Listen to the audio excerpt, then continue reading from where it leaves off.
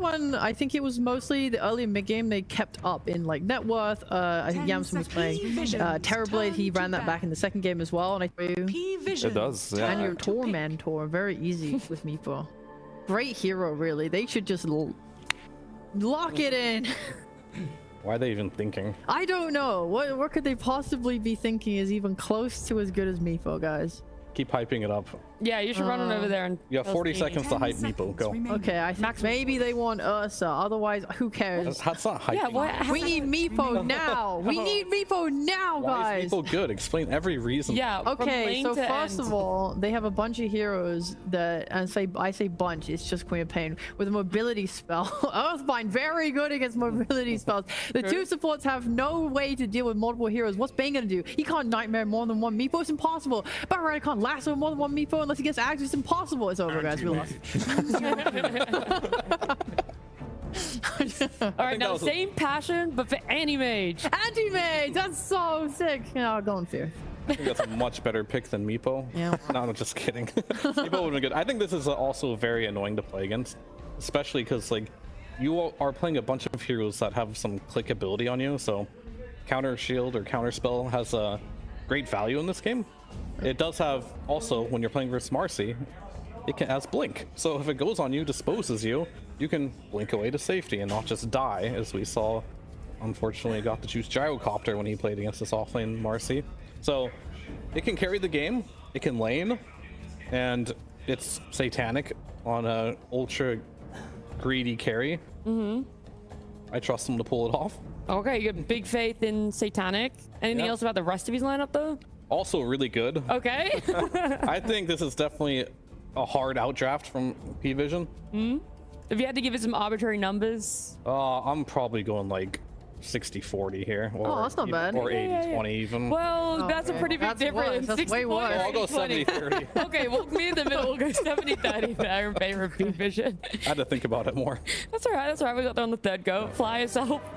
I think this requires Wildcard to execute, which is a little concerning because we do want him to have, as Fear said it, like very low skill heroes to be able to pull off. But I think this is it's a little more complicated. They need to really thrive off some good matchups. So I don't think it's a 60-40 or 80-20. Okay. I think it's closer to like a 50-50 if both teams were equal. But I will give Pvision the edge just because it is, you know, they are the better team most likely. But I think the drafts can both work. Yeah. Alrighty. Well, unfortunately, Rare, I know you're so disappointed about My this favorite hero wasn't picked up. Yeah, you don't want to talk about it at all. So instead, we'll get on into the game. We'll head on over to Sunspan and Syndrome. Thank you very much indeed. Here we are, Wildcard versus Pvision. Cinderin, are you excited?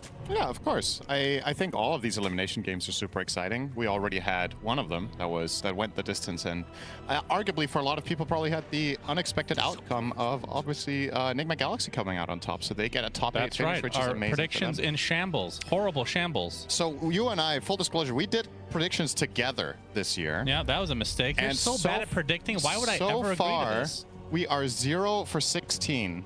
Yeah. And I think the best possible outcome for us after today is getting 2 right. That is the best thing that can happen. I'm hoping for it. It's over. We're done for the predictions. It was fun. It was fun to play. And I will gladly sacrifice my in-game points, Cinderin, for a good TI. And so far, the road to TI has been absolutely sick in a good way, of course. Yes. And now we get to watch, and I guess cast, a little bit of Pvision versus Wildcard 9 class on the Monkey King. Looks like they will be getting, it's a split of bounties. Would you agree that out of the 4 matchups today, on paper, this is the most one-sided one, perhaps? Yes. With Pvision against Wildcard?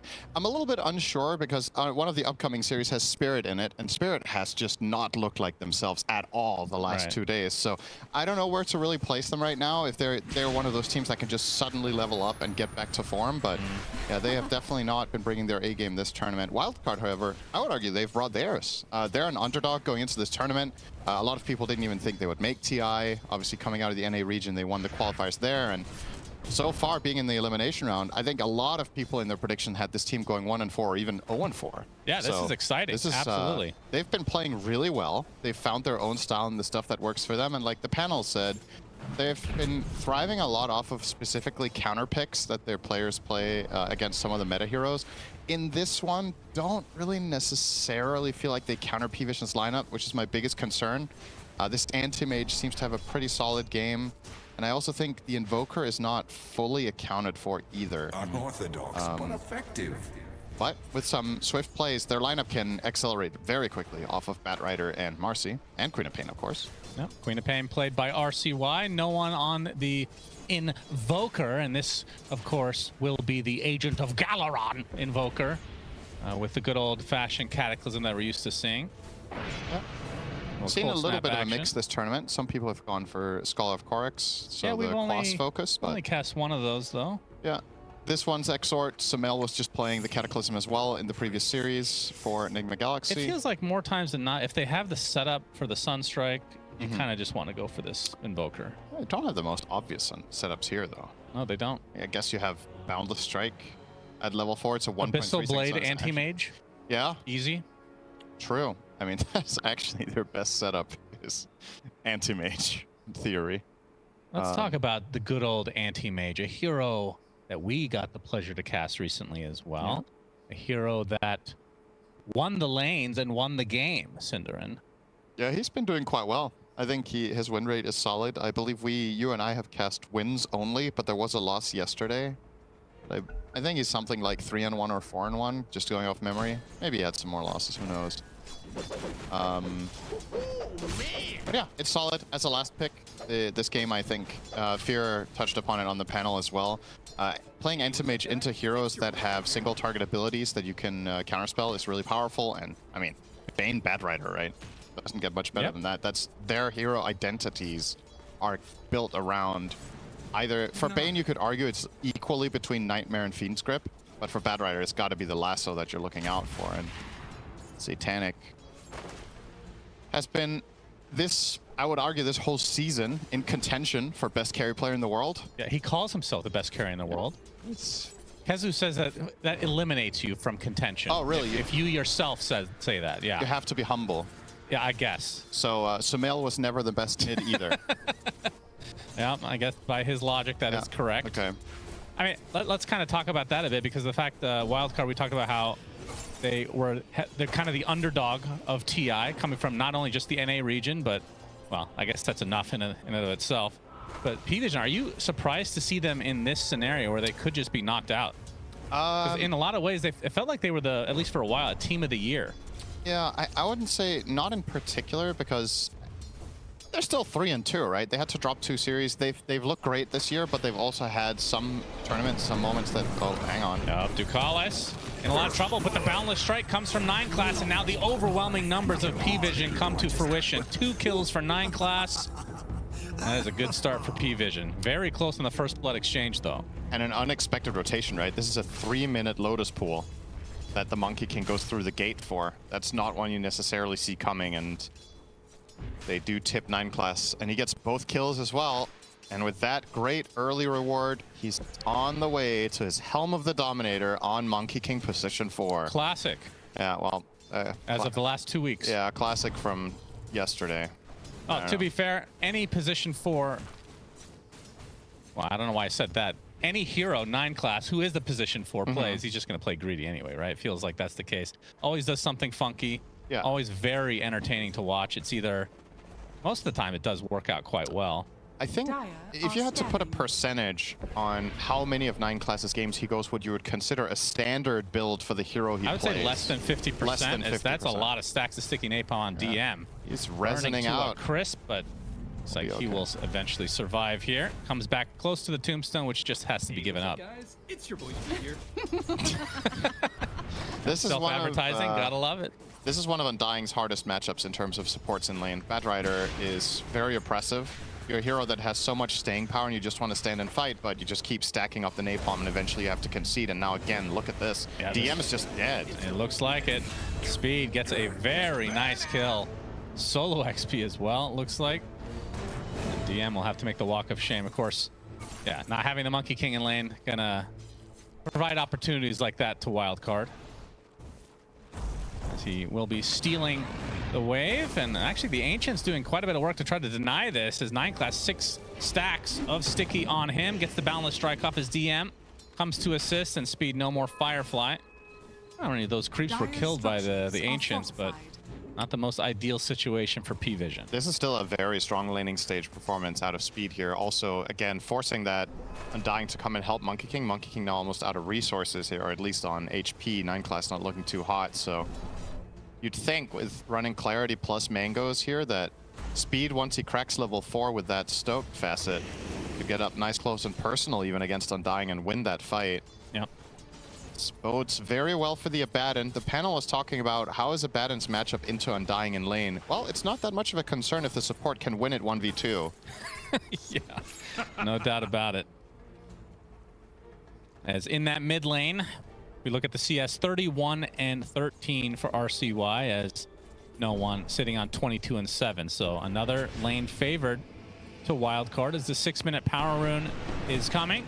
It's going to end up bottom, but Bignum trying to help out RCY for the runes Sonic here. Wave. Won't actually get killed off as RCY hits 6. Ducalis 1 hit away. The blink will be the end of him, and now no one has to run away. Still only level 5 as Bignum making his way over as well, but will they be able to catch him? Get the blood grenade on top. Starting to have some mana issues. Another brain sap for the road, but no one ends up surviving. As the cold snap will help heal him up a bit. Speed even coming in the area as 9 class plants a tree to be able to pounce off of. Not going to get the kill though. Now 9 class going to apply some pressure to Bignum. Looks like he will get the kill, but will it cost him his life? It will. So kill streak ended, and RCY be pretty happy with that. That was actually a double kill for Speed. He killed his Bane and the enemy Monkey King with that flame break. Good stuff. To be fair, that is a very good exchange, though. The Monkey did have the amp damage rune, and you want to end that exchange as fast as possible there. So, yeah, not bad. Once again, for the side of Wildcard, this early game looking quite good for them. Main concern is, of course, Satanic having a good time on his anti-mage, but there is a possibility for this game to get into a mid-game state where Wildcard can really run the show. If they accelerate while AM has to farm and their other lanes have gone well, and in particular if Undying is slowed down sufficiently, this could get kind of interesting here with the early game that they've built for themselves. On the side of Pvision, I think you just want to, slow things down a bit if you can. Fade completely out of mana. Pops the wand for one more rebound, but now he's in a bit of trouble. Satanic does get slept, though. I just realized he's only level 4.5 to level 6 of Satanic. Yeah, that's true. Sunstrike nice will dodge. be avoided. Satanic, knowing that the level 1 mana void would not be enough, but you can see 9 class on the tree, looking for an opening. Ducalis still waiting in the wings as well. Rebound in, very aggressive play from Fade. Might pay the ultimate price. A nice boundless strike into the mana void. It's enough. Satanic, first kill to his name. He did not think MK was there, evidently. Another nice move. Dire's bottom tower is under Every attack. single successful play from Pvision right now has come off of 9 class. And yeah, this begs the question, how do you recover this type of... Oh, hang on. Yeah, good TP. No stuns. How does Marcy recover this game as an offlaner from this position? Cold snap. Big sonic wave onto 2 heroes as RCY and company. They're actually going to get Tornado. Now the chase is onto no one, but the reinforcements have arrived. Ducalis focusing on RCY now. Gets the blink off, though, as no one's still getting gone on by Fade, but looks like no kills will come from this. That Mud Golem is extremely angry. How many Dominators do you think will be in this game? Dire's bottom tower I is thought under there would attack. only be 2. Okay, there's 5. Okay. Abaddon bought it first item. Marcy's buying one. Anti-Mage has one. Invoker is buying one. And Undying is... Oh, it's 6, actually. Undying is buying one. You're kidding. They're getting 4 on Pvision. The only hero who does not have it in quick buy is the Dawn, the Snapfire. And why not? Dire's Yeah. bottom Why tower not just go for all 5? So they're getting 4. And This the feels like side of Wildcard's overkill. getting Surely. 2. Surely this is overkill. I don't know. I mean, what's your assessment based on the games that we watched? Is it as good as the pro players think? Because sometimes they're just wrong, you know? I think in this particular game, it's really, really good because the side of Wildcard don't have the best ways of killing those creeps. There's no... I guess Marcy with the Fleeting Fury can be quite good at it, but aside from that, the other heroes don't really want to spend time running down these Dom creeps. Dire's And middle if tower your is under assessment as attack. Pvision about this team-to-team matchup is that you can go late game, this is like your This is a pseudo big Midas. Yeah, this would be a really nice very step to nice. get. Fade for the side of continuing to get Wildcard. harassed. He's the one having some major trouble in the landing stage. So you see, actually in terms of net worth, you see no one has been struggling quite a bit as well. As DM is going to force Yamsen out, but they get a considerable amount of those creeps. As RCY getting closer to his blade mail. 2-level advantage right now on no one. Have we seen a game with a team getting more than 3 Doms until this one? I feel like 3 was the record by same? Tundra. No, I have not at least. Yeah, this will be interesting, for lack of a better word. Bottom lane. Yeah, Nine Nightmare Class getting onto lassoed the as well. Satyr. It's reflected though as 9 Class is burning in the bot lane, Nobody but will dies. survive. Hey, what's up, guys? It's your boy Pete here. It's going to be really hard to keep Dire's track middle of tower is all under these attack. heroes plus their Dire's pets structures at this are rate. fortified. Fade finally does hit level Radiant's bottom 6 tower is under attack. as mid lane cold snap into the meteor boundless strike. The Centaur missed stopped a time. little bit too late. Not sure they would have had the damage anyway. Turning into a therapy session. Well, you really enjoy the voice lines, don't you? That's a couple of good ones. Yeah, they are. I like that. I prefer the Cinderin voice line, Of course. which speaks Danish. Oh, you like that one more. Can you quote it for me? No, I don't remember anything other than the fact that it was Danish, That's right. which made me really hungry for Danish, of course. Yeah, the best thing to come out of Denmark, of course, Danish pastries, which in Danish are called Vienna bread. So we Oh. don't want to take credit either. Yeah, that's very humble of you. You guys Yeah. must be the best then. That's right. Yeah, according to Kezu. That's right. Also, according to Kezu, if you Dire's cannot be the middle tower best, if you is under claim to be the attack. best, of course, he is in the running because he has never said I'm good. That's true. Nobody else has either, though. Dire's As the middle mid lane tower Fair. has fallen. taken, or the mid tier 1 taken out by Wildcard, it was just an inevitable fact of nature. About Radiant 2,000 up are on the net worth. scanning. This is a solid start for them. They can keep building on it. It's getting ice on Satanic, but I mean, how do you initiate on this hero without Marcy? It's like the Dire's top only tower is stun under you have attack. that reliably connects on AM. Yeah. Unless you get a grip from Fog. Exactly. You have to Which get in is from very Fog. difficult. You have to get Blink on Bat, but Speed is not going to go Blink first by the looks of it. He is queuing up the Glimmer Cape. Dire's As top pointed tower out here, the has Queen of fallen. Pain with a Blade Mail Rush Radiant's together middle with tower Bondage. is Pretty under standard, attack. but okay, he'll be fine. Of course, means Queen of Pain is not Radiant's offering bottom anything tower in the is ways of under killing attack. AM. Historically, Quap would oftentimes go Orchid Rush when playing against Anti-Mage. Just are not really scanning. meta right now. So, Blade Mail it is. You know, a good counter play to all these helms, Cinderin, is the Queen of Pain Aghanim Scepter. More units that can be shadow stricken and scream of Actually, paining. not a bad idea. Yes, I know. Every I'm once in a while, the impressed. clock is correct when broken. That's definitely the same. Yes, that 2K early lead for Wildcard, despite the 4 Helm of Dominators yeah. for Pvision. I feel like we... Looking at this, it just looks so weird. Yeah, this is unnatural. It feels wrong, man. It's filthy. I'm used to looking at this overview of items, and there might be like one of these on one hero sometimes. It's like, oh, there's Lycan or Beastmaster. Yeah, there'll be a Dommy in the Yeah, breakdown. this is like but- having a teleportation Dire scroll at are this point. scanning. Just Yeah. required, it seems. 9 class. Level 6 now. And I draw the line at Batrider, though. If Batrider would have bought a Dom, it's time to go. well, sometimes you just feel left out, you know? The FOMO effect is pretty strong. Because could still queue one up. He's just can. very poor, so doesn't have much to work with. We haven't talked about that much, but one of the highlights of the draft, Dukaz is 5-0 on Snapfire for Pvision, so has been their most successful position 5 pick of the tournament, and well, if he can keep that streak up, might end up turning into a ban for I think future teams. Wildcard was 0-4 on Snapfire, if I'm not mistaken, from the stats that I saw earlier, too. So, Well, then it's highly unsurprising that it ended up on that team. yes. His DM, if he walks a little bit to the right, might be in some trouble. Speed has the Radiant's lasso. middle Grip is going to tower start it under out, though, attack. with a Flame Break to follow. Yamsen has made his way here as well. Lasso is expended just in case. Good kill from Wildcard. Of course, Undying is back as you hear the demonic laugh.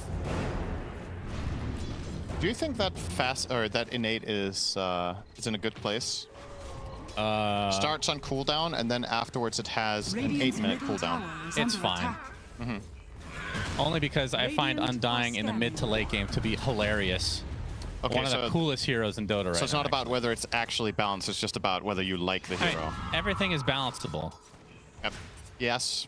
Okay. That you did not answer the question at all, Yes. in other words. The answer is yes. Okay. Do you remember what the question was? Is it balanced? Do you like where it's at? Yes. Yeah, true. Okay. All right. I'll give you this one. You actually listened for once. Here goes. Nice little ripe tomato will be eaten up by DM. Oh, we got some skellies coming. The rally is strong. Yamson shows up though, and some smoke members of Wildcard. They're going to top of DM. Pops to Flex Golem. He's already extremely low. Kisses are coming at a big sonic wave, clipping 2. DM finally does drop it. It's going to be the trade for Fade. And now Yamson kind of stuck in a weird spot, but Big Dumb, he's going to be taking the recipient of 9 classes ult, the Wukong's command. Not doing too much as that support Monkey King. RCY completely out of mana now, and there is a mana void for Satanic available. And there he goes. So big kill in the end for Pvision. That's the second death in a row for DM though on the Undying. Gonna slow him down a bit. Yeah, they do manage to take him out, but the overall value they got out of that tombstone and just the tankiness of Undying, making for a good overall exchange for Pvision there for sure. And of course, with this, Satanic with what would usually be considered a really bad Battle Fury timing here, coming in the moment when his courier is back. Of course, that timing is quite a lot better when you have a Helm of the Dominator in the build-up. Yes. Without Dom, you're happy to get Battle Fury at like 12 minutes. Radiant are now with that at 17 with 1,000 gold to boot even. Wonder what the math is on how valuable it's been up to this point, as opposed to just getting the faster Battle Fury. Yeah. Like how involved, he's not been really that involved until just last moment. Really. One of the upsides is that the early crown is actually very good in lane for Anti-Mage in the build-up to Dom. I think part of the reason he was doing so well in lane against Fade was specifically because of that item into Treads. Satanic, able to blink out just in time. Obviously the counter spell, something that Speed has to worry about all game long. Yep.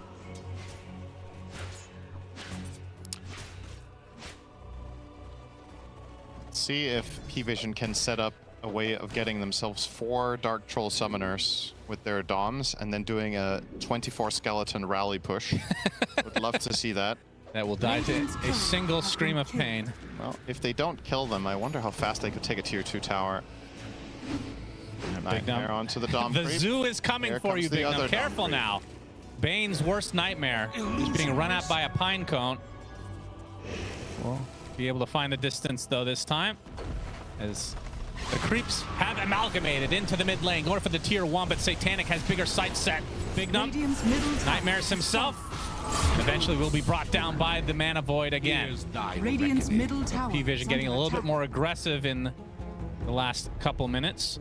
I think it's very noticeable how much the game has changed in the last 5 minutes, where it went from Wildcard are actually in a pretty good position, the laning stage went well, they're pulling off some successful moves, and now they're all just garbage men trying to deal with the onslaught of Helm of the Dominators in every single lane all the time, running at them, and they just don't have the best heroes for it. But Fade trying himself to be annoying. However, on the other side, Invoker and Snapfire actually kill them quite well. So, Lasso, DM. He's going to get some help from 9 class though with the Wukong. Going to make this a little bit annoying. Centaur Stomp as well on top of Fade. And the Kiss is going to clip him on the backside. And the Sunstrike is enough from no one. Clean hit. So numbers coming for Pvision, forcing the rest of Wildcard back. 9 class has had really good instincts this game with his hero movements. There's another good save there onto the Undying of DM. And speed, well, you're going to need a lot of speed here. Yeah, he does have Firefly. That certainly helps. Okay. Oh, he missed the... Flame Break hits only 1. Going to get clipped by Ducalis, though, and that should be the end of him. Mission failed. No one with another Sunstrike kill. Yeah, sure, Speed is going to make a nice YouTube video about this one.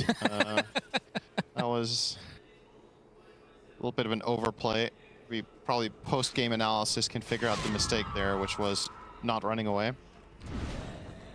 Pvision are very much so stabilizing this game. Now they're 2k up. Writing on the wall here is this is a godlike anti-mage game. Down the stretch, nobody really deals with him very well except Marcy. Because even Big Num will get killed off. No one again. My goodness. They also get the Tormentor, so this is going to be the shard for Ducalis. Yeah, that's... He was queuing it up to buy. Now that he doesn't have to buy that, will he buy Helm of the Dominator? No. He's going for Solar Crest. One can dream as no one... I assume he got that kill with the Sunstrike. I think he found Bignum in the river. Oh, so okay. there were different ways that could have happened, but yeah, this lead now. Yeah, no one, I mean, I have to say, he was struggling mightily beginning of this game, but he has catapulted himself back up. RCY has been playing a very good tournament. I think he's impressed a lot of people, and the lane matchup obviously Quap against Invoker quite good, so he can have some nice individual skill expression in that lane. But now that we have and Satanic lanes have broken down a while ago, this is when it gets more complicated. And he's got that 3k lead now on the AM. Has Manta, Battle Fury, the item that shall not be named. And we'll be going for the Aghanim Scepter now. Helm of Lord Voldemort, of course. Yep, that's Some of us right. can say RCY that. blinks Actually in, used finds to look like Ducalis, Harry rebound, Potter. will hit. Easy kill. Easy kill indeed. What about Harry Potter? I used to look like Harry Potter, so I can say Voldemort. I have the scar of Harry Potter though, so that's stronger. Actually, so when we merge together, Dire's top tower is under we attack. are. When we merge Radiant's together, middle it tower produces is under brain attack. rot, which most of the viewers watching can attest to now. Harry Rotter. Happy Rotter. Yeah, they're happy about it though, Yep, no that's doubt. right. Speed can be found by 9 class. It gets diffused. And this should be another easy kill for Pvision, although Glimmer makes it a little bit harder. Satanic again, level 2 Mana Void. Another kill to his name. 14k net worth, and now Pvision into the pit. Oh, 2 rally creeps. Bring him in. That's hype. Okay, let's give me some zombies too. Talk to me about this AM Ags. It's kind of a weird one. Dire's top Yeah, tower it's is under a attack. real feels good item for AM. This hero gains a lot of EHP from buying anything that gives health because he has pretty good base armor and he has good base magic resist.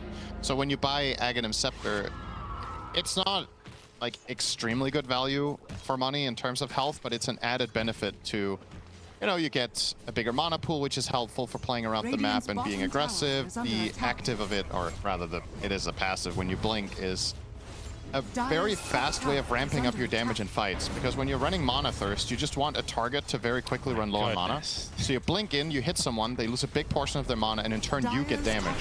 So it effectively is like a team fight accelerant. I forgot it even reduced blink cooldown by 1 second, just as an additive. It's very, very strong. So a tier 2 tower taken out by Pvision. They claim the Aegis as well for Satanic, who has been extremely hard to kill thus far, and this only adds an additional layer to his safety. Of course, the final part of X that we didn't mention on AM, when you hit people with your first swing after blinking, you lose 20% of your mana, but also they cannot regenerate mana for 6 seconds, making anti-mage a true hard counter to specific things, such as OD. You just blink and hit OD, and then Essence Flux just doesn't work. Should be good against Medusa as well. We've been seeing obviously that is the AM banned constantly because #1 of hard that. counter to Medusa. Gets inhibited inside the Wukong's command. Sunstrike coming for him, but the Sonic Wave to try to help, not enough. 9 class gets credit for that one. Tanic did use the ult. Is he gonna keep chasing here? Doesn't have... Not worth it. Doesn't have the Ags yet. Only 800 away though. Pvision now in the driver's seat after a bit of a rough start. Radiant's top tower is under It actually attack. makes Bane so bad. Yeah, They really can all take Nightmare off with a creep. Radiant's top tower has fallen. And look at him, this pathetic Bane trying to kill this wolf, and he's not even gonna get it. I think Big Num is bored.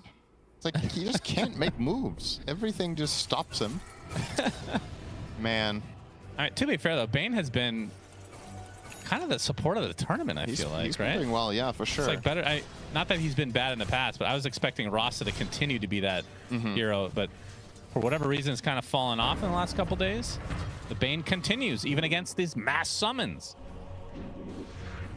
You would think in a patch that is so dominated, no pun intended, by Helm of the Dominator, that Shaman would indeed be rated high because you just ball down towers, right? You just play Zoo. Yeah. Zoo with Shaman was how TI4 was won.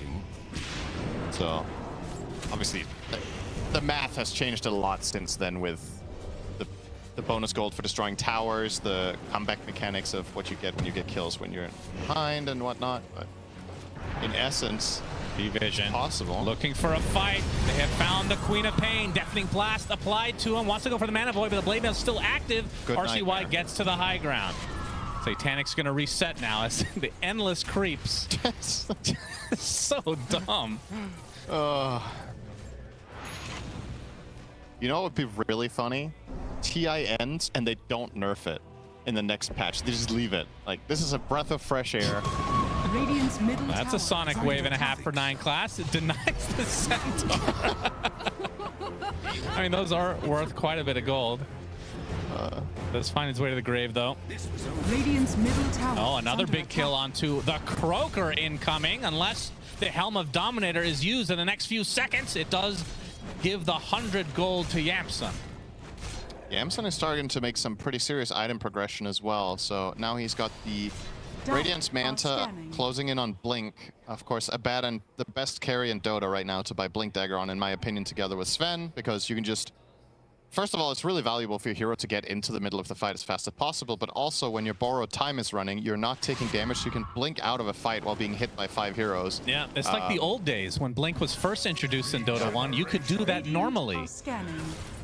Pretty crazy. Is Yamson actually 48 completely out of mana right now? Fiend Script. Satanic. He's trying to fight it here. And he wants to go for the mana void. Can he blow him up in time? Is Big Them taken out first by Satanic? And now the borrowed time activates for Yamson as the Mortimers slow him down a little bit as Satanic looking for the big ult onto Yamson. See the Glimmer Clape applied right now as Satanic still has that Aegis for another 20 seconds. Turns his sight onto Fade instead, and that's life number 1. 9 class is looking for an opening. The Satanic continue here. They have their Zoo ready. Backdoor protection still applied though. Disengage from Wildcard. They got the Aegis out of AM's hands and only lost Bane, but obviously They big know that spells on cooldown. Abaddon does not have borrowed time. Very Sonic big deal. Wave is now on. Fortification activated now. Radiant's middle tower is under attack. Pvision look to be resetting fully.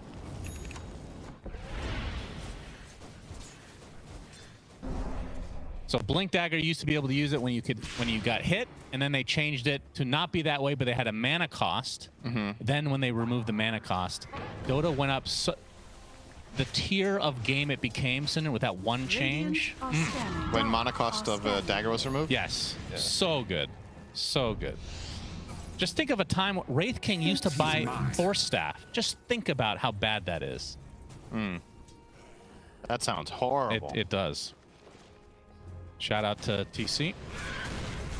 Oh, that's 9 right. class. Oh, nice find there with the Dom, but he has the shard. Yes, indeed. Had to purchase that one since the Tormentor supplied Ducalis with the shard instead. I will say, theoretically, you can get to a stage in this game on Abaddon where you can actually kill Anti-Mage, but it does not happen until Bloodthorn. That's the item that truly unlocks that play, where you blink in Manta, pop Bloodthorn on AM, just absolutely wail away at him with everything you have. Together with Marcy, that can be a killer combo.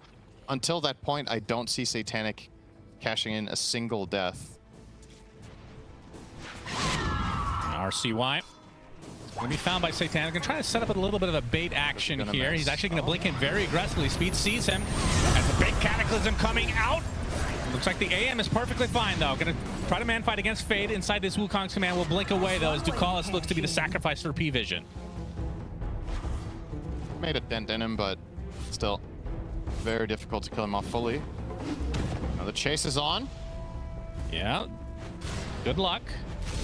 Has the Aghanim Scepter, so like I said, the cooldown even lower for Blink. No one who is going to be slowed to a crawl.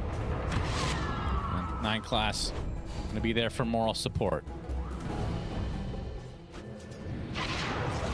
So Shiva's getting pretty close for RCY. Any other big items incoming? Satanic almost has Butterfly.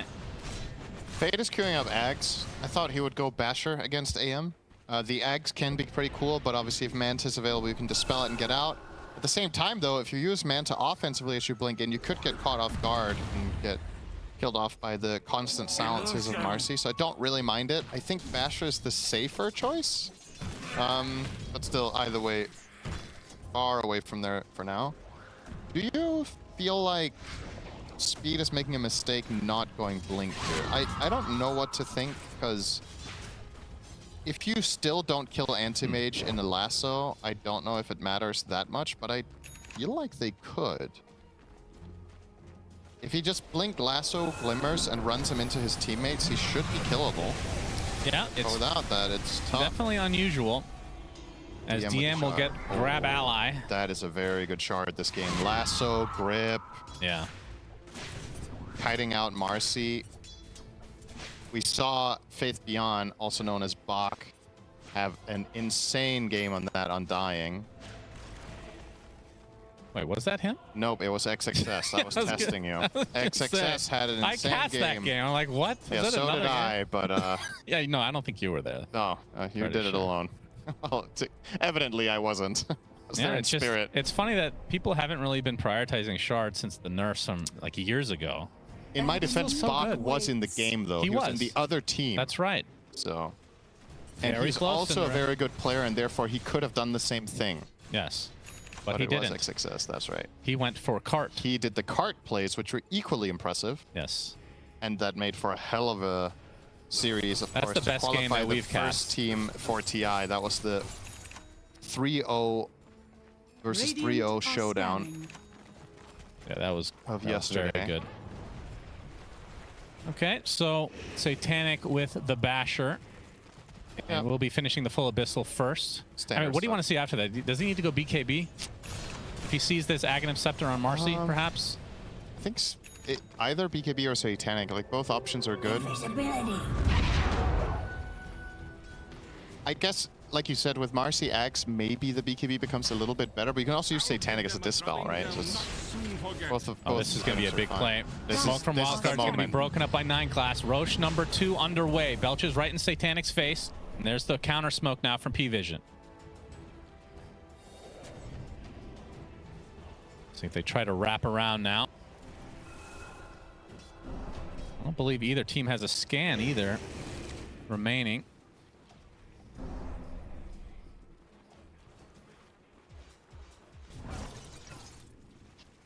They're actually just not gonna force anything, it seems. There's still 2 more minutes until Roche switches spots. Yep. If nothing else, that play from Pvision did force. I mean, the pit is super scary, though. Yeah. For both sides, really. No one. Set up. It's the meatball. Trying to force out this borrowed time. Nightmare provides a little bit of extra getaway. Yeah, Tombstone is always something you have to worry about. Mortimer's Kisses from so far away. And on the other side, you have a hero that can just go in and out of the pit at free will with the Bat Rider. And the Sonic Wave basically covers the entire pit. It's a pretty scary proposition. Looks like Yamson's going to go straight for the Bloodthorn now that the Orchid is done. Yeah, it's the build here. And then after that, he's going to go Abyssal. And then by piling everything onto the AM, maybe he's killable. That is ultimately going to be the challenge that Wildcard have to overcome if they want to win this game. They have to eventually be able to kill Satan. Oh, the tree was broken. Speed. Very nice speed as 9 class uses the BKB, but the lasso is reserved for him. And this is while the second rush was underway for Pvision. Now they're in a 4 versus 5. They have to commit for it. Speed's going to be able to spot it out. Yes, and into the pit he goes. Satanic gets the Aegis. They get the Roche as well. Grip right now onto the Undying. Looks like DM is just dead. And Ducalis and company going to try to get away as a Sonic Wave from RCY does clip no one. Lincoln does proc as a big mana boy from Satanic, though. Now turning his sights onto Faye. That looks to be a dead Marcy. And now RCY completely out of mana, slowed to a crawl. Satanic double kill as DM, I believe that was the innate procking, back in action again. Yamson left all alone. Last remaining member of Wildcard. Gets off the Blink Dagger, but now slowed. And Satanic catches up. and the bash, enough to bring the rest of Wildcard to their knees. That So looked Pvision get promising. basically everything here. It looked promising for Wildcard, but a flawless fight from Satanic. Just every single decision there, perfect. And they tried to go and chase down no one there with the Sonic Wave and get on top of him, but Satanic immediately blinks to his assistants and just covers it. Look at those damage numbers. Check him PC. Straight down mid now, 21,000 gold lead for Pvision, and of course, Satanic wants this to end. He is picking up and placing the banner. Well, he's not placing it yet. He's still backpacking his missile. Speed. Very, very difficult to get out of this one. He's just dead. And yeah, the Roach Band are going to make it even more difficult. It's Nightmare. He actually tried to take it off of Speed, and he just, oh my goodness. That is rough. Now they're just falling like dominoes as Pvision should be able to secure this set of barracks, if not more. They cannot. I mean, the tier 2 still remains at top, so bot lane should be their choice. He's going to try to find RCY, gets off the Sonic Wave, but the Tornado clips him. We have the lockdown, Abyssal Blade, and no mana to speak of. RCY mana voided. Many cancellations from Satanic. That's what 17-year-old kids do, Cinderin. He's got to keep his APM high for the post-game screen, of course. 2 lanes of barracks for Pvision now. Trying to go for Throne. Do you think Satanic has 3 of himself in Fantasy? Is that even possible? No, he can only have 1.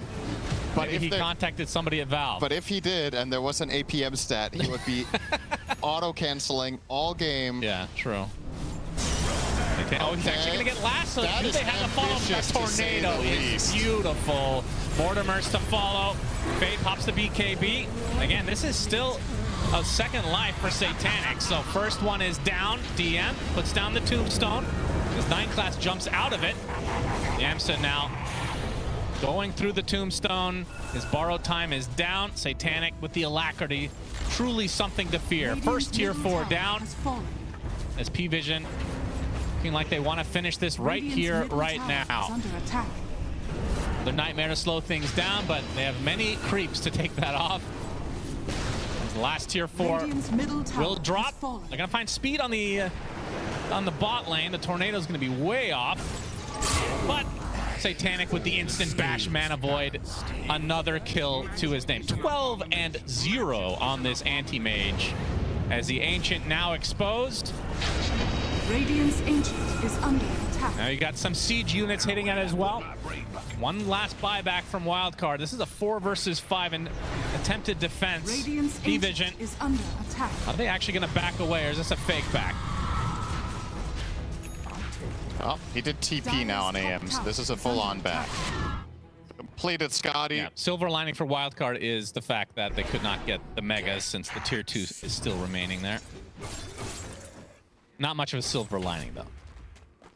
The real silver lining is that this is a 3-game series, and in the next game you can make adjustments to try to make this more palatable. Honestly, this is just a godlike AM game, and it's a great last pick. They played it solidly on the side of Pvision, and they kept the map under control with all their dominators, preventing Wildcard from really making as many moves as they would like with their lineup. And to me, arguably the biggest surprise was the Marcy losing the lane this hard. I think Marcy being level 4 when AM is level 6 really, it caused a lot of trouble. But a lot of that comes from the great rotation that 9 class did early on to the Lotus Pool at minute 3, if you remember. He got 2 kills up there. That's true. That's really was very unorthodox. It was very impactful on the entire outcome of the game, that singular move, because the top lane just became unplayable. RCY, Abyssal Bladed, and dead. Just like that, 100 seconds on the deck. Yamson caught in the crosshairs of Pvision. Borrow time does activate, but it's only a matter of time now. Fade trying to fight his way out of it, but the Cataclysm comes as GG's come out, and Pvision take game 1 relatively easily. Radiant's Ancient is under that was Pvision. I was going to say it was a beatdown, but I don't think that's fair to Wildcard. First 10 minutes or so was Wildcard favored, actually. Yeah, the first 10 were Wildcard favored. The subsequent 10 were pretty even, but the problem is even is not good.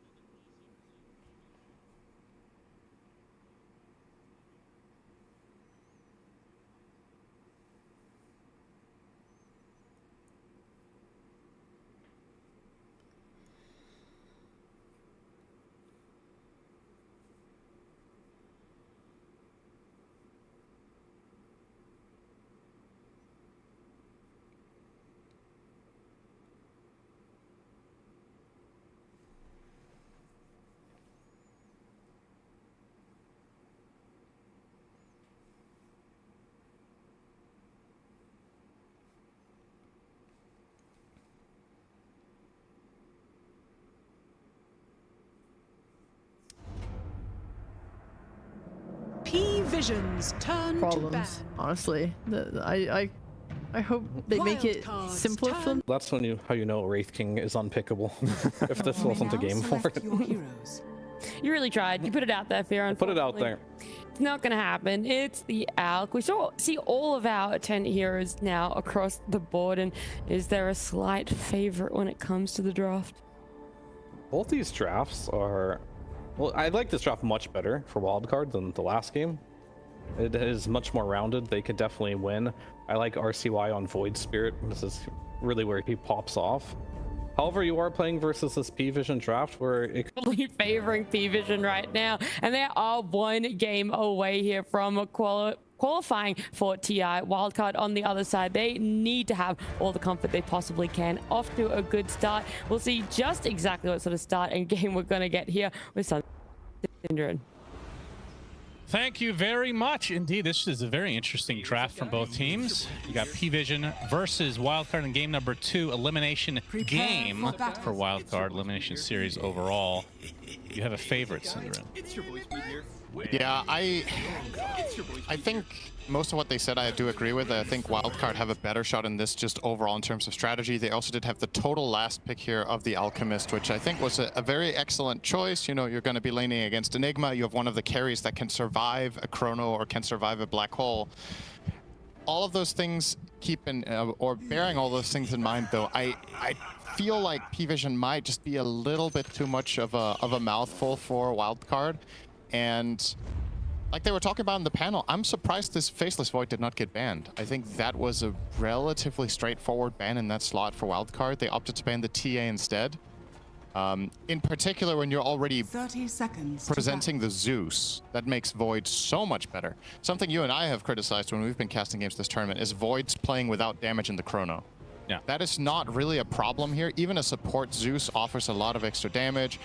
Ember can do some assistance with slight chains. We've got Midnight Pulse. The double bubble, the classic EG strat from back in the day. If something is going to come back to bite Pvision in this game, it's that their lineup is greedy. So if they run out of steam too early, even more so than in the first game, Wildcard could just get off to an early advantage and this time just roll it all the way to a win. I can see where Fly's confidence is coming from, to be fair, because I think if the lineups are both played to their utmost potential, I think this is a dire advantage. But we need to see a stellar game here from Wildcard because Pvision are definitely firing on all cylinders today in that game 1. There's definitely some NA pride there as well, though. Yep. To keep that in mind. But Wildcard have to win this game to stay alive in this road to TI. Yeah, it's been a while since I've cast Zeus. Talk to me about it. Obviously, damage in the Chrono you've already discussed, but what else does this hero provide? Oh, interesting. Just they lane swapped. Dire's top tower okay. is under attack. Hey, Yamson is in the bot lane. Yeah, I'll get to that in a sec. Zeus mainly offers damage. I mean, he doesn't have any slow, or well, it's a symbolic slow in the Heavenly Jump. It's not symbolic, it's very powerful. Okay, he has a very powerful slow. The Mario jump. And then he has a lot of damage, and he is one of the best D-warders in the game, of course, because Lightning Bolt can find observers and sentries placed on the ground.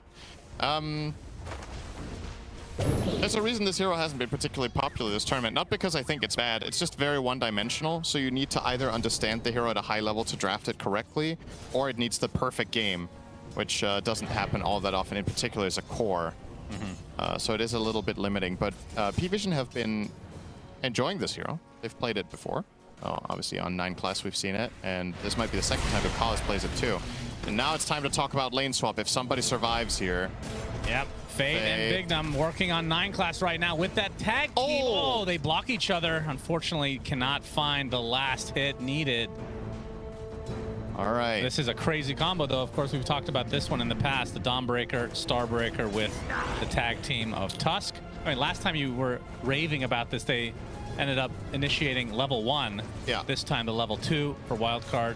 Very strong. The level 2 timing of this lane is incredible. It's one of the strongest level ups you can get in Dota is when these heroes combined hit level 2 in the lane.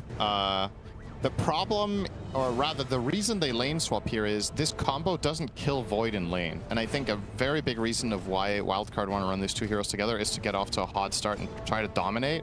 So by lane swapping, what they do accomplish is it feels weird to remove or move Alchemist away from Enigma, because generally that's a good lane matchup for Alk, but so is Void. So he can just farm down here in the off lane, and then instead what you get in return is you get a killable target for the combo of Tusk Dawn against Enigma. Yeah. They have a little bit to fend for themselves with Malefice as well as the rebound, but you got to be very careful as the Enigma in this lane.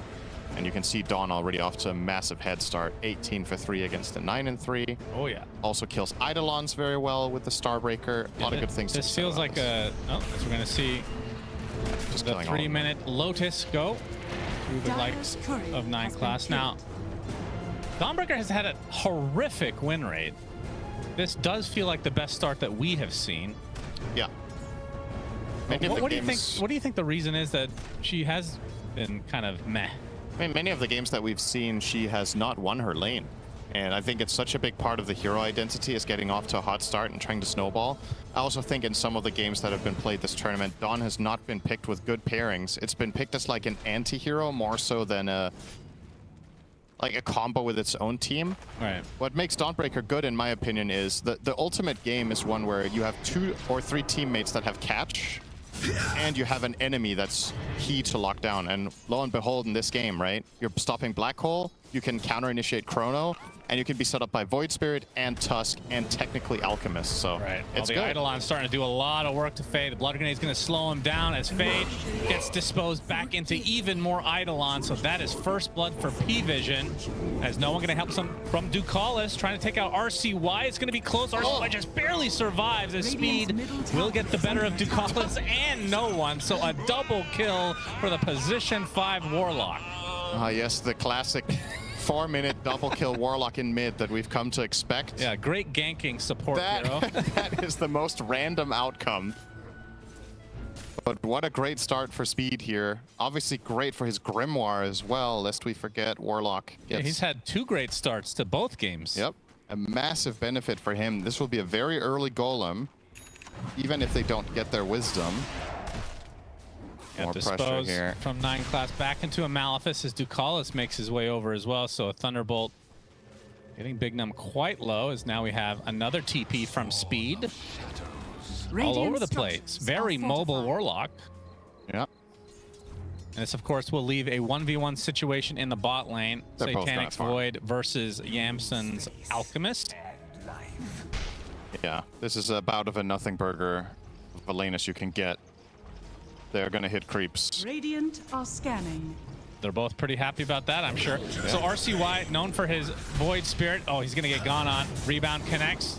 Not level 6 yet, and this is just a 1 versus 3. He is going to be taken out by no one. A good rotation from Pvision. We've talked about the Void Spirit as a hero feeling, if they don't pop off, they feel extremely underwhelming. Yeah. And this is obviously a signature pick for RCY. We'll see what he can put together. As DM, left alone because of that gank, will be the recipient of all this damage from Fade and company. As Speed gets another kill. So he's on a killing spree at this point. One of the heroes that has to be in the lower quarter of frequency of killing sprees minute 6, surely. Warlock. You know, I'm not a Warlock player, Cinderin. Why does Black Grimoire even have a cooldown? I didn't even know it did. I don't think you need to be a Warlock player for that. I think that's a Valve question, not so much the player. Okay, yeah, but you're an analyst here. Yeah. Why does it have a cooldown? He could be level 6 right now. How cool would that be? Yeah, maybe that's why it has a cooldown. That's kind of sick, though. I mean, if you're going to get 3 kills on Warlock by 6 minutes, you deserve to have your ult. Well, debatable, I guess. A 7-minute Wisdom is about to come to be. If he uses the Grimoire for this Wisdom, will he be 6? He gets 800 experience. Needs 10 more seconds. It will not be enough for 6. Are fortified. Because then they can't contest the Wisdom. If Speed could just pop a level 6 here, oh, they're going to try for it. 9 class is going to spot Speed, the killing spree. Top tower is under attack. And 9 class going to be able to get the dispose, but Speed is back. And Fade will come to make sure that they get the shrine. That one must burn. One They for one take trade. out 9 class as well. Yeah, still ends up being a trade as their speed's ult actually does not stun at all. Good dodge from no one. First misstep from speed in this game. Well, if he doesn't cast it, he dies. Because no one doesn't get forced out. There's True. not enough damage. And he is on a killing spree, so it's pretty valuable to kill the Warlocks. I don't really mind that Golem so much. Obviously would have liked to connect it and do some more damage, but you were never killing Ember there, but he definitely could have killed you. Gotta take the trade you can get. Yeah, this is definitely looking good for the side of Wildcard. As we saw in the stats, this is their second Dawn game, and they won their other one, so they are not the reason this hero's win rate is at about 35%. Not their fault. Bignum shows up in the mid lane. Astral Step coming from RCY, with Bignum taking the brunt of the damage here. 9 class first to fall though. Aether Remnant proc to speed. No longer has his ult. As Bignum eventually falls to no one, so it's a support for support. Has the damage rune now, which is a very big deal. Yeah, for sure. Yeah, look at the levels though. Enigma is really trailing here. A full level behind the enemy. I guess I should say offlaner Alchemist, but maybe that's an unfair comparison. And now Dawn ulti has been unlocked. Oh! No one very greedy for these last hits. Barely survived. As the damage rune activated, we'll have to trickle back to base. Close call. RCY, you can see Dire's bottom tower is under attack. they've actually put quite a bit of effort in stopping RCY so far in this mid lane. Yeah, and as you already established, this hero is pretty prone to either snowballing or falling flat. It's a very polarizing hero in my opinion. So they are trying to bring him into the game, but already with this slowdown, can't say I'm too confident in Void Spirit having that pop-off game. He's going to go for the Vessel, obviously good against Faceless Void, and just an all-round feels-good item on the hero. You're universal, you want to get those all attributes and have the extra bit of damage since your spell combo isn't generally fully enough. Denied. But against Flame Guard, you're just never killing. Yeah. It's just not possible. You can see no one is just bullying him.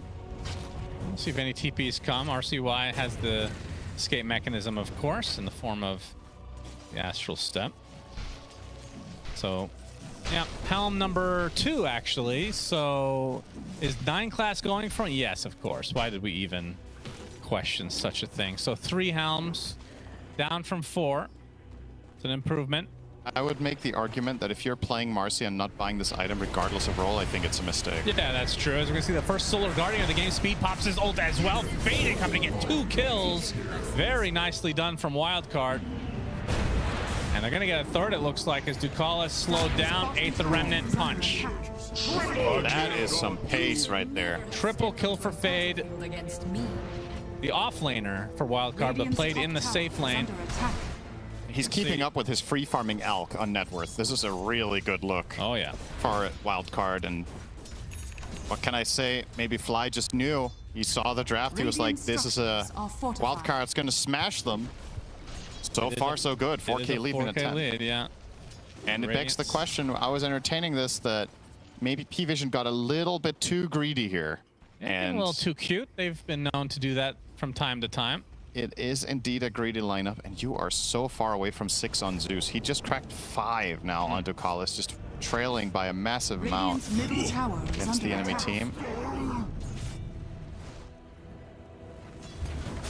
Gotta weather the storm here if you're the side of Pvision. You gotta just farm up. You need time. Radiant's middle Need a lot of tower it. is under attack. Yeah, well, games these days have been going 60 minutes, so... Yeah, you'd think Enigma Void just can't lose, right? In the 60-minute game, yeah, I would agree. Can Wildcard up the pace? So far, so good.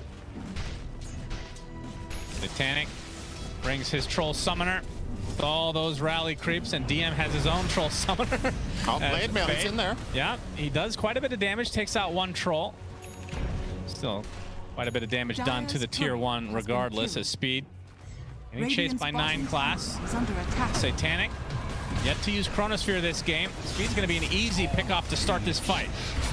Big Starbreaker from Fade. Only on the 1, actually, is 9 class getting to the north. Looks like he's going to be fine. Satanic still looking for that Chronosphere. DM also has the Black Hole at his disposal. Will use it for Fade. Gets canceled at the last moment by the Aether Remnant. The Solar Guardian canceled, though. And that's going to be the death of both Fade and DM. So trading offlaners. Now RCY in a 4 versus 1, although Big Num coming to try to save him with the potential snowball, but the Chronosphere at the last moment from Satanic. And this will lead to a 3rd kill for Pvision. Actually 4th if you count speed at the beginning of the fight. Radiant's bottom tower Of course, is under all attack. this time, Yamson has been farming away. Will be getting his Radiance, and he actually has enough now. Yeah, begs the question if that was worth a TP. He could have joined that with an acid spray during that dive. A really powerful spell when the enemy team starts getting a little bit too deep, but Yeah. seems that the play call is I am going to stay away and make sure I hit my timings. It's a really high risk thing. If you TP up there and die, you lose insane amounts of momentum on the Alk. Now, TP rotation though, on the way as Fade. Time dilation applied to him. Bignum with the snowball picks him up. Right on top of Ducalis with the punch as well. That's gonna be the death of the support of Pvision. A good rotation from Wildcard. Fortunately for them, not able to get more than just the position 5 Zeus. Still good enough. They're really putting a lot of emphasis on defending their towers. I really like to see this. It's the Helm of the Dominator plus Enigma push that if you can prevent this from being successful, you retain so much space for Alk. Speaking of... Oh, this would be a huge kill. Concoction comes from Yamson. It'll be fine. Hype that up a little bit too much. Sorry about that. Won't do that again. See about that. Something else I wanted to say. You gotta admire Wildcard's confidence to let Enigma through. This is something that's interesting in some tournaments where teams will often, at least to some extent, copy bans of other teams. Like, let's say you're in a tournament with 16 teams and you're playing someone in round 4 and you haven't played them yet. You're gonna look through the history of what other teams did. Yeah. And if every team is banning Enigma against a team, you're like, okay, we should probably just ban Enigma. It's no secret that DM is good at Enigma. All the teams know this, but you know, it could be that it's fallen off a little bit or that they show less interest in running it. But yeah, this hero has been banned a lot against DM. This is their elimination game. Good fake outs, multiple fake outs with that golem. It's gonna pop it. It does clip no one in the end. Beautifully done from Speed.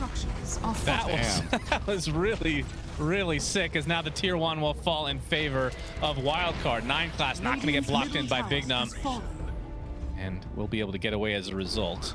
That is absolutely yet another piece of footage for Speed's new YouTube video there. That's a real piece of footage. The triple golem fake out into clipping. The title of the video, Why You Should Not Use Your Spells. I thought you were going to say something with edging. Oh, yeah, well, you're probably better at Edging titles and YouTube thumbnails than I am. Yeah, sure. Satanic. Still content to farm away. I mean, that's the one downside, of course, of having the Faceless Void is the fact that it takes so long to get online. But, I mean, this Helm of the Dom does bring them back into something more presentable early on. And like you talked about early game, the fact that they have stuff that, I mean, just a casual chrono with just a couple zaps from the Zeus, actually quite useful. Yeah. Ducalis, he is going to be found and brought down. Gotta say, so far, not really feeling the Zeus pick's impact. They rated it pretty highly. They picked it early in the draft. Ducalis has not really found his footing. And this is a dangerous Zeus game. Literally anyone gets on top of you, just dead. Like what are you supposed to do when Alk gets a blink, which he has? He just jumps and kills you. Void Spirit can assassinate you 100-0. Tusk plus Dawn. The only hero you can survive is Warlock, and he doesn't care about you. So it's a tough time for Ducalis out here as a 5 Zeus. Very low on that net worth.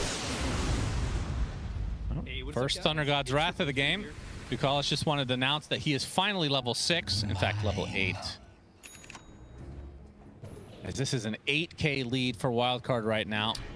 It's with Alchemist, but it's still a very monumental lead here, honestly.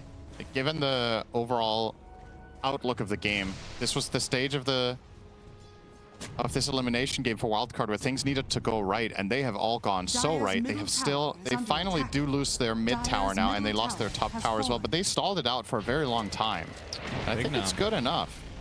Making them very, very ambitious, perhaps.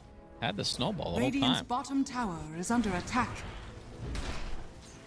Fade has Ags. Yeah, that's pretty fast. So Blade Mail, Ags. Stupid rich. He's 3,000 ahead of Enigma.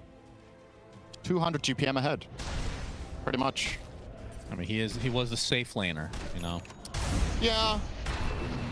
Should be comparing him to the Void. Yeah, well, if you want to compare the carries, then Alchemist against Void is also 3,000. So I don't know. Yeah, true.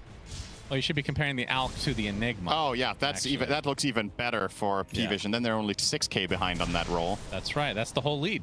But then the carries are even, I suppose. Exactly. Okay. Gotta pick me up, and that is a Solar Guardian into the Death of 9 class. Golem comes out as well, as no one will drop to the deck. Is that Golem on creeps? Am I blind, Synderen? Maybe we can get a replay of that. That's definitely the thing worth talking about here. I think. Were you watching? I think he was anticipating. Yeah, no, I think so too. He was anticipating the Remnant, right? So he cast it premeditatively, but Dire's middle tower is under ultimately, attack. I think no one might have not even. Oh, he had enough mana, right? He just knew. After that last play in the mid lane, Yeah. he saw ahead this time. Still dies, of course. Dire's bottom Doesn't tower matter. is under Started attack. getting ganked. He started hearing voices. Speed is too good. It's just in his head. It's you your know? boy What Speed can you here. do? You know, Pro, Dawn trying to defend. Here comes the Dominator creep. Radiant's top tower The is Ogre's under looking attack. for a It's bruising. Keith the Bold. Dire's bottom I think the tower is Ogre under Bruiser attack. will find Dire's its bottom match in tower has Dawnbreaker. fallen. She is the better bruiser. Radiant's And top so is tower Tusk. under attack. I don't know. He does percentage-based We're going to see the damage. replay here. So here's that Golem. Okay, let's see. Yeah, just anticipate. But he got pulled by an Aether Remnant. Are scanning. I don't really mind that Golem because Radiant's he's middle tower is expecting under if you attack. don't Remnant there, you're going to die. And he thinks the Remnant's going to come out from Invisibility. Ember Spirit, but he did get pulled simultaneously by the Void. It worked out regardless. Yeah. As Fade, I believe, just bought his shard. Sure did. So now what's stopping Starbreaker? Chrono and Black Hole. Nothing else. That's still a lot. Well, That's two things. it's two things, but it's two things that are really, really expensive, right? It's like your key abilities. If you're using that to stop a Starbreaker, Yeah. that's... I think Fade is completely fine with that. He's going to arrive with his ult running for the heal. He's going to pop Blade Mail, and he's going to press his Starbreaker. If you need to stop that Starbreaker with a Chrono, you're going to lose the fight. Yeah, for So sure. he's in an extremely Fade. powerful position here. Gets Malefice. Midnight Pulse is placed as well with a congregation on the deep from Radiant are DM. scanning. But unfortunately, his creep does get sacrificed to Fade. Or Staff. Interesting. Huh. Shards, Aether Remnant, Starbreaker. But I can't say this inspires a lot of confidence in me. As we do see the Alchemist time on Dagger again. Was a very early one. He now also has the BKB. This is a 10,000 lead. Yeah, it's quite a bit. How are Pvision... Okay, we're at a point now in this game where what it takes for Pvision to come back is effectively Wildcard overstepping. They can keep playing the map and keep growing their lead for the next 20 minutes if they want, because I don't think Pvision with their itemization are likely to look for trouble, or even if they do, be successful. Like this 4-step Enigma is not telling me, all right, it's go time. 21-minute wisdom is what Wildcard wants, and if they can get a pick off, that might clean up a Tormentor as well after the Poor fact. Ducalis, Yamsen, man. they find a lowly Ducalis dead to rights via Yamsen, and now Dire's middle tower is with under the steal attack. of the Wisdom Shrine, they should be going for the Tormentor, one would think. Both Wisdom, they just took it. Things looking up for Wildcard, giving NA some hope. Who was it that got the shard? Oh, did they take it already? Yeah, yeah. Okay. Yeah, I also said that, so now it's 3 and 2. Oh, damn it. Yeah, it was Speed who got it. So Okay. the upgraded Upheaval, spawning some imps. I would say in this game you're probably, I don't know, they were both kind of weak because Tusk only has level 1 ice shards, but I would probably rather have seen that for them, to be honest. But not all that important. Just No. got to keep the flow of this game going.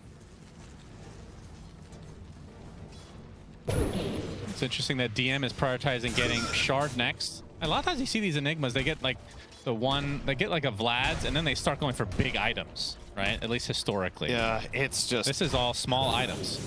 It's difficult to commit to a black hole build, right?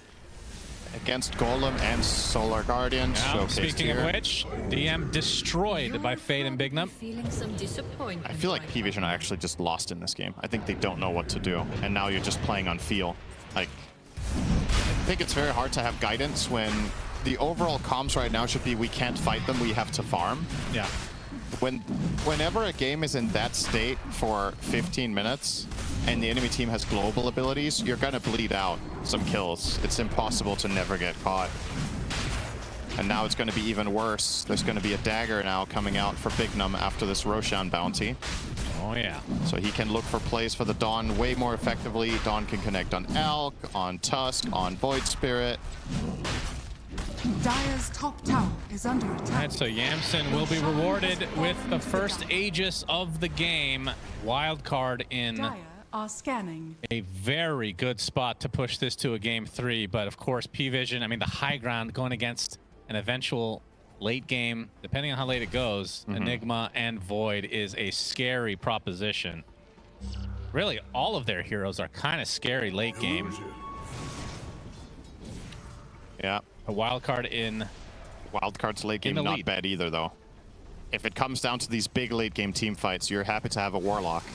You're happy to have a Dawn ulti. Probably 2 of them as well. I feel like the games that we've watched, the biggest mistake these teams make is going high ground too fast, potentially. It feels like the high ground is just such a hard thing to accomplish, even with a pretty sizable lead at this like 20 to 30 minute mark. Back in the old days, you'd go for all the tier 2s first, and then your Aegis is gone. Then you go for the second Rosh, and that's the high ground. Radiant's bottom Do you tower agree is that, under attack. let's say this becomes somehow a Radiant's 60-minute structures game. are fortified. I don't think it's a clear-cut Pvision win in spite of having Void Warlock. I actually don't. I'm not confident that they can just wait it out. It's never clear cut, but I mean, some games kind of are. I'm cut from the cloth, Cinderin, that says Void and Enigma are the 2 best late game heroes in the entire game. They're on the same team. That's why it's really interesting, because generally speaking, you see these 2 together, it goes mega late, you favor that team. Yes. It's just this game, the counter picks are so crystal clear and so obvious how to pull off for Wildcard.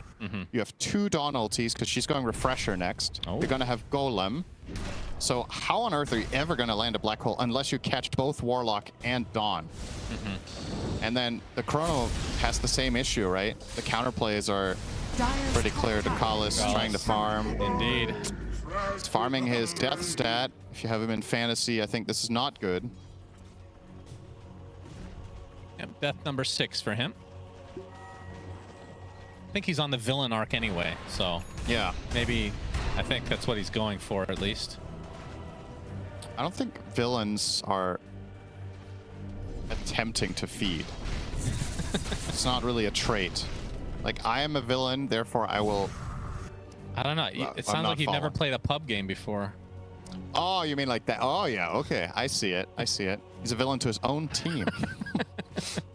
If that's his villain arc, TI is probably not the best place to start. No, but in all seriousness, we're going to have to hold that thought. Actually, DM with the Midnight Pulse, going to get Astral Step by RCY, but right on the footsteps of his base is going to be fine. But Yamsen adds a big concoction coming for the Enigma. The Solar Guardian to follow. Down goes DM quite easily. Middle tower is under now the soft reset from Wildcard. Satanic shows up for this fight. Yeah, but there's no fight.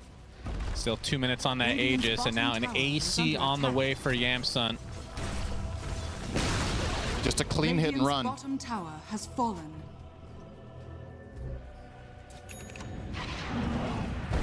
Gotta be back to take care of this, but of course Dawnbreaker,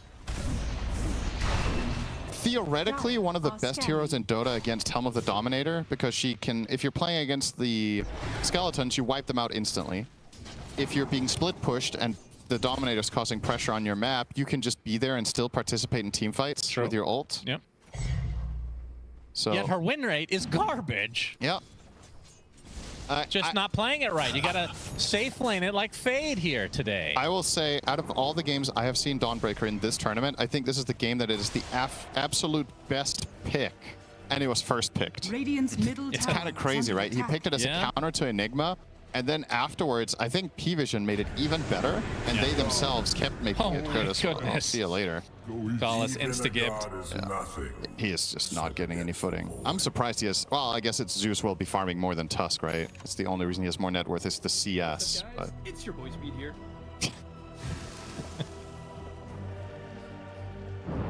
Pvision. Lead No us flatlining, strangers though. to the voice lines, of course. They've created a lot of enemies in this scene, I feel like, with some of their play and talk. That's what we love watching in Dota. everybody loves a little drama. Absolutely. Dire's top tower is under attack. No one has his 9-second BKB, is going to opt for the Aghanim Scepter next. As Bigdom also going for an Aghanim Scepter. Obviously quite a ways away, but that would be a pretty early kick for Tusk. And we talked about high ground just being an issue, not with their team necessarily, but just kind of harder, it feels like, in this meta for whatever reason. Yeah. But kick is something that can certainly provide a boost to isolate somebody out of their base. And RCY is going to be spotted by no one. Rebound's going to connect. Do they have the damage? Yes! No one with the kill, and that's a big one. Yeah, unexpected find there for sure. RCY was killing a Dominator creep. Sick bait. Yeah, got to leave it to Fade, you know? Yeah. That's what he was built for. I think Fate did have his ulti ready, but this was an unclear moment. Because if you ult too early, you expose yourself to Chrono and Black Hole. You want to use it as a counterplay to that. Finally, the AC now arrives for Yamsen. How did that take so long to arrive? His courier must have died, I think. Yeah, I guess so. That's a big power spike here, of course. Good news for Pvision fans out there is that Satanic is putting on an absolute farming masterclass. It's so impressive that he has 360 CS this game. He's only 3k behind an Alp. That is insane. Given the Wow. map control that Wildcard have had and the threats on the map, it doesn't get better than this. It's just borderline flawless. This has become RTS game, man. Yeah. Creep versus creep, and then they just go their separate ways. If anybody from the development team of Stormgate are watching, this is some inspiration. Oh, Satanic, he's spotted, punched in the air, Concoction as well with the Solar Guardian, but the rebound save. Satanic, he's gonna get mashed up by Yamsen though. Huge kill for Wildcard. They find a second in the form of 9 class. God, I love cursing players. Satanic's having such a good game. Basically flawless, dies 5 seconds after. Like, You have power, young man. is there something you want? Yeah, I want to win the lottery. Okay. Well, that might be outside my reach. Okay. We haven't tried yet. Radiant That's true. are scanning. I can do smaller things like make you Speed. die in a video game. It's Really nice superpower. Very Speed. impressive. Chaotic offering place, no one.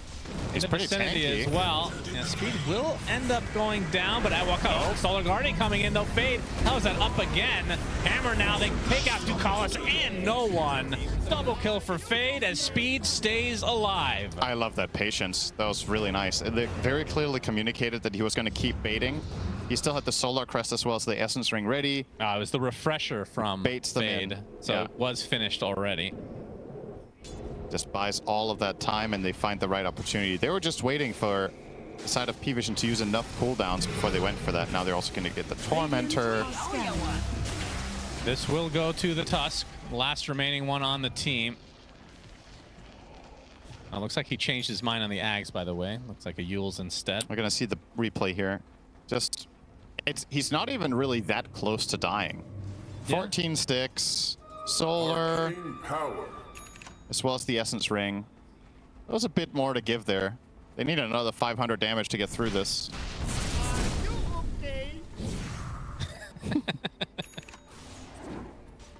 And with that, an 18k lead for Wildcard. The last hope and dream of NA region, Cinderin. Yeah, well, the prognosis of this game definitely is taking us to a game 3. And Look at this item build for DM. This is a sad sight for Enigma fans. if we do get there, Yes. Pvision notoriously have had moments where, I'm not going to say they're going to tilt, but I think they are a very emotional team. Of course. So Of course they are. if you go into the series with the expectation that, I mean, we were saying this is probably the most, on paper, one-sided of the elimination games today. You smash game 1, you lose game 2. It's important that Astini keeps things together as coach there after that game. He's also an emotional coach, though. Yeah. Well, maybe a little too much emotion on this team, but we'll see. They can bounce back. Game's not over. Of course not. Ducalis has Aghanim Scepter, so Nimbus at the ready. Possibility.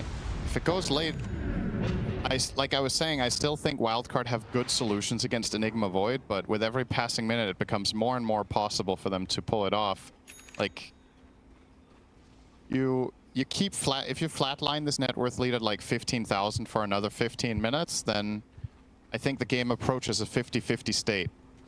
So you still want to exploit the snowballing of your heroes right now if you are the side of Wildcard. DM finally has a bigger item in the form of a BKB. It is really hard to use. Basically just have to wait for Golem, it feels like. What else do you buy, though? It's just... I'm trying to think of what... If there's some sort of really cool build he could have gone. I'm just not seeing it. Like, if you were crushing the game, maybe you could have gone Crimson and then pushed. Sure, Speed's made a video on that. Maybe we can check that out in between games. Right. Actually, you can all tab right now. Google that. Oh, Congregations from 9 class. Gonna spot out Yamsen in the pit, as Roche not happy about this. No one very close. Only 1,200 away from what I consider to be the literal best Ags in the entire game. That's your number 1? Yes. It is. It is high. It is definitely up there. I feel very strongly about it. And I do not play this hero at all. That makes you very... That makes me unbiased. Very qualified to rank it. That's the point of me saying that, okay?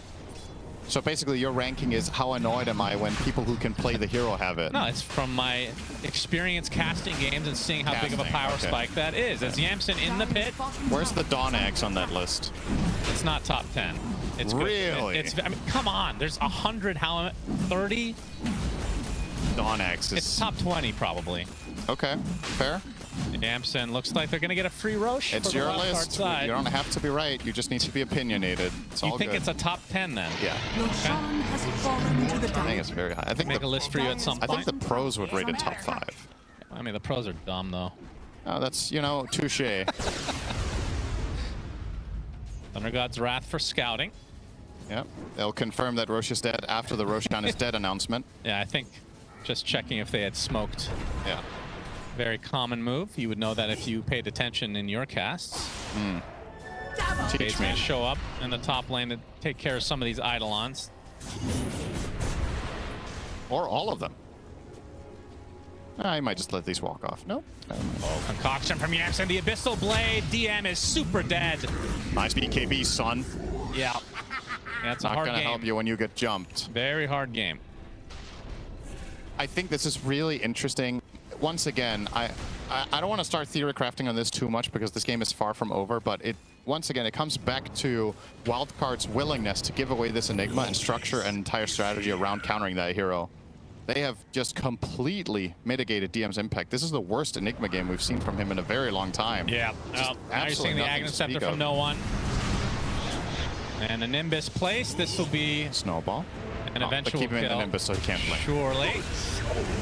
Satanic gets credit for that one. So Satanic, as we can see, Mjolnir, MKB, BKB, Eye of Skadi, and then his namesake in Satanic next. Satani. Satani. How did that become Italian? He is very, very strong. Yep.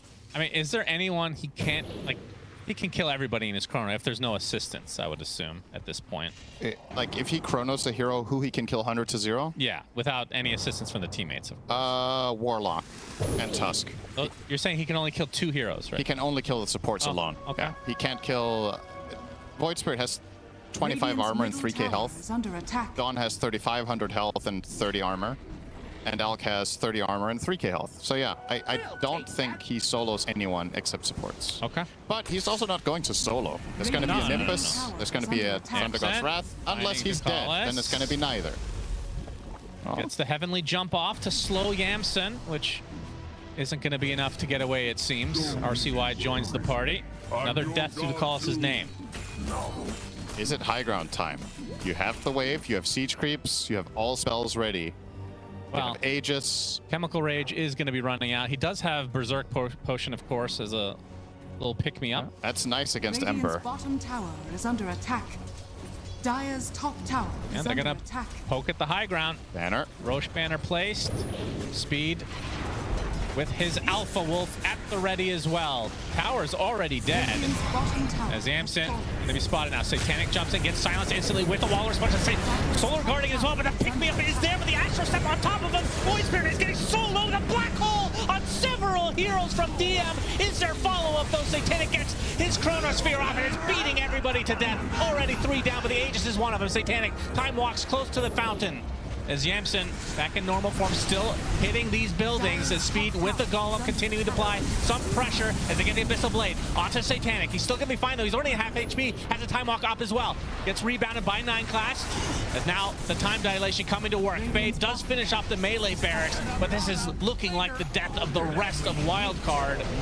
As Fade will drop to the deck, so Void Spirit, the only one to survive until Ducalis finds him on the other side. A full team wipe at the cost of a melee barracks. Oh my, you need to see this replay. It is so damn close. Satanic clutches that. He was on 5% HP, I think, from the second Dawn ulti, and you gotta question, I mean, it's so easy to say this stuff in hindsight, right? Wildcard, they thought they could burst the Faceless Void. Satanic puts himself out there as bait. He tanks through absolutely everything. Largely courtesy, of course, of his 25 talent. Look at this replay. So pay attention to the Void's HP now as he enters this fight. They're going to use 2 Dawn ultis, but one of them will get interrupted. So they start poking here. Punch, Dawn ult. This pick-me-up is massive.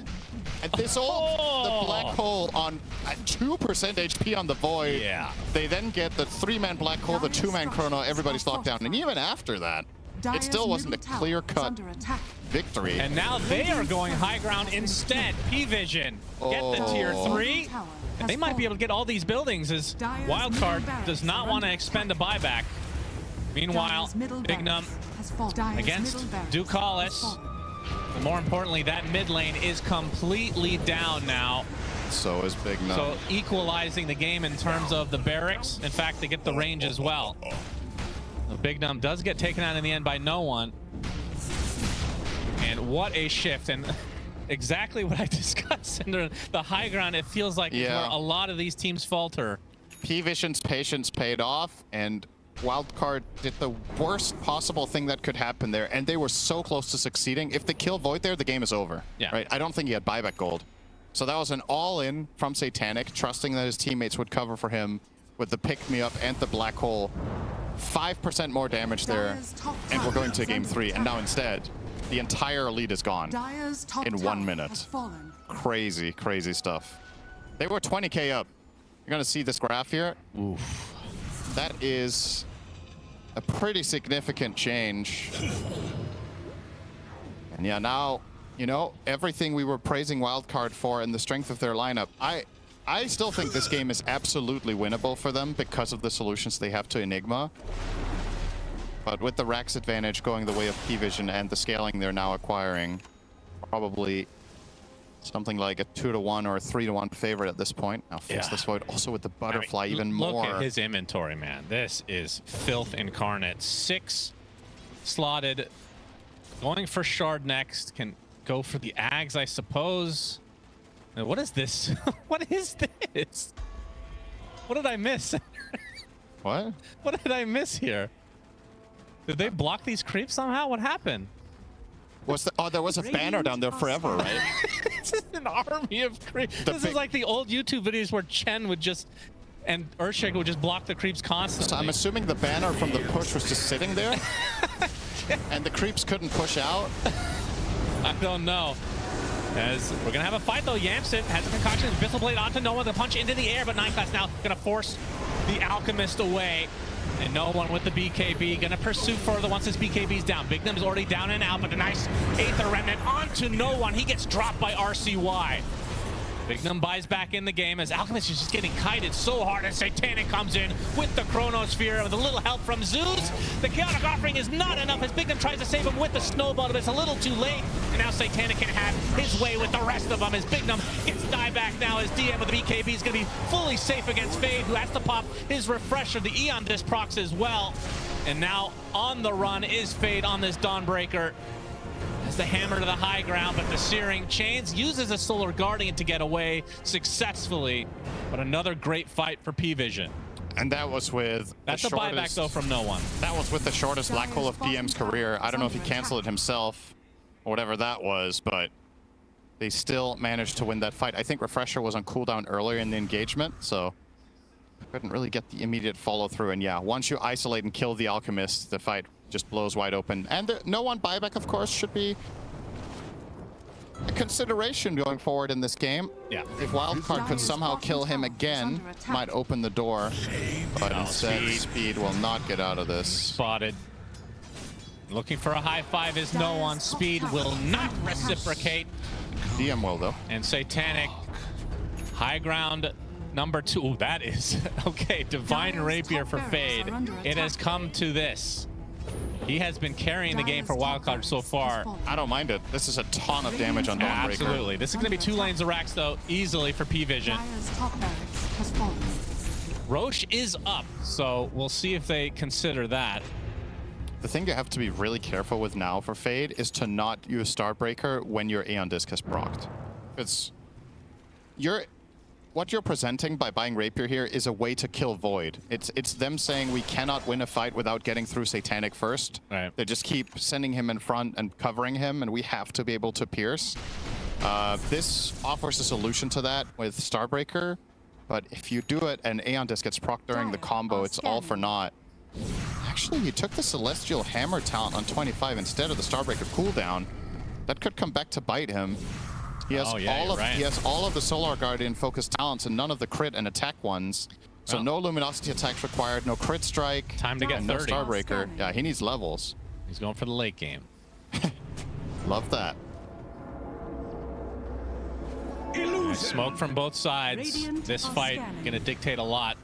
Of course, Pvision have the barracks advantage, so they can kind of just sit around to a degree and wait for those creeps to push in. Feels like if Pvision get this Roche, that might just be it. How do you kill Void twice, right? They've been struggling so hard to do it one time. Satanic will be able to get the D ward as Roche, very confused in his old age, will exit the pit temporarily. They need to kill him pretty fast, 20 seconds before he moves. That's true. So if they can stall him at all, this will not happen. And Nimbus to start things out. We have the Remnant there as well. And there's the Belch for all to hear. Bignum and Yamson going to try to backstab. There's the vision, though, from the Zeus. Yamson has to pop his over the concoction as well. Nimbus is placed. Satanic is a Chronosphere. Oh, no. The actual Roshan, he's going to be able to snatch the Aegis, I guess. Wildcard ends up getting, but now Fade inside the pit. The Eon Disc procs, has the Divine Rapier. He cannot die here, but can you get through Satanic twice? The second ult comes out from Satanic. Does he have the damage to rip through this Dawnbreaker? He does! The Divine Rapier on the deck. Satanic picks it up. GG is called as Pvision will move on to the International. Damn, that was a turnaround and a half. That was a 40,000 gold swing in 10 minutes. Yeah, that was quite the game. Wildcard had everything in their hand, and one high ground push fails, and it all comes crashing down about as fast as you could imagine. You can see the joy and the relief, I think, also in Pvision's faces. They were not interested in playing a third game. Ooh. And in the wildcard camp, that one's, it's got a sting, right? Yeah. You enter TI, or Road to TI rather, as one of the underdogs. You start tasting this could actually be possible. You get to the elimination round. You're an inch away from winning a second game and having